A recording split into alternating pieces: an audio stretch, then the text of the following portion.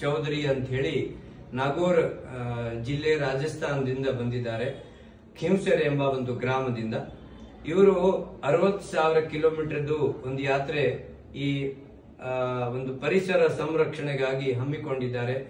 ಭಾರತದ ಒಂದು ಈ ಧರೆ ಈ ವಸುಂಧರೆ ಹಸಿರು ಆಗಿ ಉಳಿಬೇಕು, ಹಸಿರೇ ಉಸಿರು ಅಂತ ಬರೇ ಮಾತಾಗಬಾರದು, ಅದನ್ನ ಚರಿತಾರ್ಥಗೊಳಿಸಬೇಕು ಅಂತ ಹೇಳಿ ಅವರು ಯಾತ್ರೆ ಹಮ್ಮಿಕೊಂಡಿದ್ದಾರೆ. 1.5 ವರ್ಷ ಆಗಿದೆ ಅವರಿಗೆ.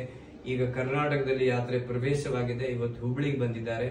60,000 ಕಿಲೋಮೀಟರ್ ಮೌಂಟ್ ಎವರೆಸ್ಟ್ 2026ಕ್ಕೆ ಇದು ತಲುಪುತ್ತೆ.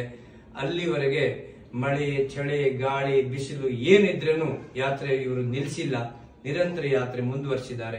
ನಮ್ಮೆಲ್ಲರ ಶುಭಕಾಮನೆಗಳು, ಶುಭ ಹಾರೈಕೆಗಳು ಇವ್ರ ಜೊತೆ ಇದೆ. ಇವತ್ತು ಈ ಪತಂಜಲಿ ರಾಜ್ಯ ಕಾರ್ಯಾಲಯದಲ್ಲಿ ನಾವು ಅಗ್ನಿಹೋತ್ರದ ಅನುಷ್ಠಾನ ಮಾಡಿಕೊಂಡು ಒಂದು ಗಿಡ ಹಚ್ಚಿ ಗೌರವ ಸನ್ಮಾನ ಮಾಡುತ್ತಾ ಅವರಿಗೆ ಶುಭ ಹಾರೈಕೆಗಳನ್ನು ನಾವು ಮಾಡಿದ್ದೀವಿ. ಜೊತೆಗೆ ಈ ಯಾತ್ರೆಗೆ ಒಂದು ಆರ್ಥಿಕ ಸಹಕಾರ ಕೂಡ ನಾವೆಲ್ಲರೂ ಸೇರಿ ಮಾಡ್ತಾ ಇದ್ದೀವಿ.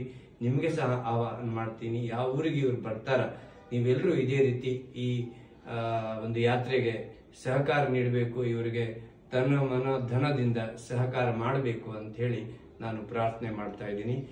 ಎಲ್ರಿಗೂ ಅನಂತ ಧನ್ಯವಾದಗಳು. ಈ ಲೈವ್ ಅಲ್ಲಿ ಬಂದು ತಾವು ಸಹಕರಿಸಿದ್ದೀರಿ ಮತ್ತು ಎಲ್ಲರಿಗೆ ಈ ಲೈವ್ ಶೇರ್ ಮಾಡಿದರೆ ಈ ಸಂದೇಶ, ಈ ವಿಚಾರ ಹೆಚ್ಚು ಜನರಿಗೆ ತಲುಪುತ್ತೆ.